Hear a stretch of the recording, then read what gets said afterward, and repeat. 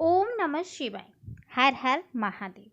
भक्तजनों, आप सभी को सावन के तीसरे पावन दिन की हार्दिक शुभकामनाएं। श्रावण सोमवार की कथा श्रवण करने से पहले देवों के देव महादेव की जय जरूर बोलें। माता पार्वती की जय। भक्तजनों, आज हम श्रवण करेंगे श्रावण मास के तीसरे सोमवार की व्रत कथा। तो प्रेम से बोलेंगे देवों के देव महादेव की जय। श्रावण सोमवार व्रत कथा के अनुसार अमरपुर नगर में एक धनी व्यापारी रहता था। दूर दूर तक उसका व्यापार फैला हुआ था। नगर में उस व्यापारी का सभी लोग मान सम्मान करते थे। इतना सब कुछ होने पर भी वह व्यापारी अंतर्मन से बहुत दुखी था, क्योंकि उस व्यापारी के कोई पुत्र नहीं था। दिन रात उसे एक ही चिंता सताती रहती थी, उसकी मृत्यु के बाद उसके इतने बड़े व्यापार और धन संपत्ति को कौन संभालेगा। पुत्र पाने की इच्छा से वह व्यक्ति प्रति सोमवार भगवान शिव की पूजा किया करता था। सायंकाल को व्यापारी शिव मंदिर जाकर भगवान शिव के सामने घी का दीपक जलाया करता था। उस व्यक्ति की भक्ति देख एक दिन पार्वती माँ भगवान शिव से कहने लगी, हे प्राणनाथ, यह व्यापारी आपका सच्चा भक्त है। कितने दिनों से यह सोमवार का व्रत और पूजा नियमित कर रहा है। भगवान, आप इस व्यापारी की मनोकामना अवश्य पूर्ण करें। भगवान शिव ने मुस्कुराते हुए कहा, हे पार्वती, इस संसार में सबको उसके कर्म का फल अवश्य मिलता है। प्राणी जैसा कर्म करते हैं उन्हें वैसा ही फल प्राप्त होता है। इसके बावजूद पार्वती जी नहीं मानी। उन्होंने आग्रह करते हुए कहा, नहीं प्राणनाथ, आपको इस व्यापारी की इच्छा पूरी करनी ही पड़ेगी। यह आपका अनन्य भक्त है। प्रति सोमवार आपका विधिवत व्रत रखता है और पूजा अर्चना के बाद आपको भोग लगाकर एक समय भोजन ग्रहण करता है। आपको इसी पुत्र प्राप्ति का वरदान देना ही होगा। पार्वती का इतना आग्रह देखकर भगवान शिव ने कहा, तुम्हारे आग्रह पर मैं इस व्यापारी को पुत्र प्राप्ति का वरदान देता हूँ, लेकिन इसका पुत्र 16 वर्ष से अधिक जीवित नहीं रहेगा।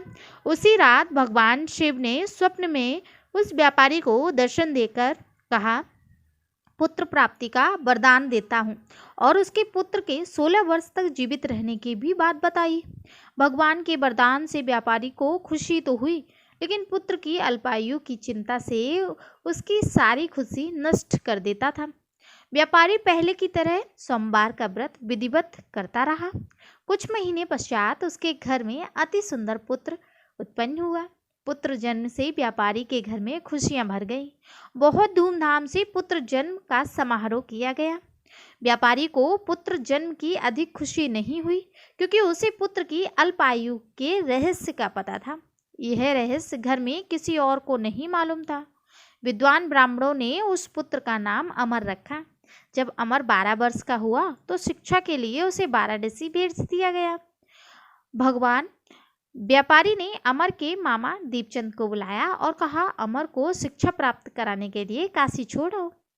अमर अपने मामा के साथ शिक्षा प्राप्त करने के लिए चल दिया। रास्ते में जहाँ भी अमर और दीपचंद रात्रि में विश्राम के लिए ठहरते, वहीं यज्ञ करते और ब्राह्मणों को भोजन कराते। लंबी यात्रा के बाद अमर और दीपचंद एक नगर में पहुंचे। उस नगर के राजा की कन्या का विवाह था। विवाह की खुशी पूरे नगर को सजाया गया और निश्चित समय पर बारात आ गई। लेकिन वर का पिता अपने बेटे के एक आंख के काने होने के कारण बहुत चिंतित था। उसे एक बात का भय सता रहा था कि राजा को इस बात का पता चलने पर कहीं वह विवाह से इनकार ना कर दे, इससे उसकी बदनामी होगी। वर के पिता ने अमर को देखा तो उसके मस्तिष्क में एक विचार आया। उसने सोचा, क्यों ना इस लड़के को दूल्हा बनाकर राजकुमारी से विवाह करा दूं। विवाह के बाद इसको धन देकर विदा कर दूंगा और राजकुमारी को अपने नगर ले जाऊंगा। वर के पिता ने इसी संबंध में अमर और दीपचंद्र से बात की। दीपचंद्र ने धन मिलने के लालच में वर के पिता की बात स्वीकार कर ली। अमर को दूल्हे के वस्त्र पहनाकर राजकुमारी चंद्रिका से विवाह करा दिया गया। राजा बहुत सा धन देकर राजकुमारी को विदा किया। अमर जब लौट रहा था तो उससे सच नहीं छिपा जा सका और उसने राजकुमारी की ओढ़नी पर लिख दिया, राजकुमारी, तुम्हारा विवाह तो मेरे साथ हुआ था। मैं काशी शिक्षा प्राप्त करने के लिए जा रहा हूँ। अब तुम्हें जिस नवयुवक की पत्नी बनना पड़ेगा वही एक आंख से काना है। जब राजकुमारी ने अपनी ओढ़नी पर लिखा हुआ पढ़ा तो उसने काने लड़के के साथ जाने से इनकार कर दिया। राजा ने सब बातें जानकर राजकुमारी को महल में रख लिया। उधर अमर अपने मामा के साथ काशी पहुंच गया। अमर ने गुरुकुल में पढ़ना शुरू किया। जब अमर की आयु 16 वर्ष की हुई तो उसने एक यज्ञ किया। यज्ञ की समाप्ति पर ब्राह्मणों को भोजन कराया और खूब अन्न वस्त्र दान किए। रात को अमर अपने शयन कक्ष में सो गया। शिव के वरदान के अनुसार शयन अवस्था में अमर के प्राण पखेरु हो उड़ गए। सूर्योदय पर मामा अमर को मृत देखकर रोने पीटने लगा। आसपास के लोग भी एकत्र होकर दुख प्रकट करने लगे। मामा के रोने का विलाप करते हुए स्वर समीप से गुजरते हुए भगवान शिव और माता पार्वती को भी सुनाई दिए। पार्वती जी ने भगवान से कहा, हे प्राणनाथ, मुझे इसके रोने के स्वर सहन नहीं हो रहे, आप इस व्यक्ति के कष्ट अवश्य दूर करें। भगवान शिव ने पार्वती जी के साथ अदृश्य रूप में समीप जाकर अमर को देखा तो पार्वती जी से बोले, पार्वती, यह तो उसी व्यापारी का पुत्र है। मैंने इसे 16 वर्ष की आयु का वरदान दिया था, इसकी आयु तो पूरी हो गई। पार्वती ने फिर भगवान शिव से निवेदन किया, हे प्राणनाथ, आप इस लड़के को जीवित करें, नहीं तो इसके माता पिता पुत्र की मृत्यु के कारण रो रो कर अपने प्राणों को त्याग देंगे। इस लड़के का पिता तो आपका परम भक्त है, वर्षों से सोमवार का व्रत करते हुए आपको भोग लगा रहा है। पार्वती के आग्रह पर भगवान शिव ने उस लड़के को जीवित होने का वरदान दिया और कुछ ही पल में वह जीवित होकर उठ खड़ा हुआ। शिक्षा समाप्त करके अमर और उसके मामा अपने नगर को चल दिए। दोनों चलते उसी नगर में पहुंचे जहां अमर का विवाह हुआ था। उस नगर में अमर ने यज्ञ का आयोजन किया। समीप से गुजरते हुए नगर के राजा ने यज्ञ का आयोजन देखा। राजा ने अमर को तुरंत पहचान लिया। यज्ञ समाप्त होने के बाद राजा अमर को उसके मामा के साथ महल में ले गया और कुछ दिन उन्हें महल में रखकर बहुत सा धन देकर, वस्त्र देकर राजकुमारी के साथ विदा किया। रास्ते में सुरक्षा के लिए राजा ने बहुत से सैनिकों को भी साथ भेजा। दीपचंद्र ने नगर में पहुंचते ही एक दूत को घर भेजकर अपने आगमन की सूचना भेजी। अपने बेटे को जीवित वापस लौटने की सूचना से व्यापारी बहुत प्रसन्न हुआ। व्यापारी ने अपनी पत्नी के साथ स्वयं को एक कमरे में बंद कर रखा था।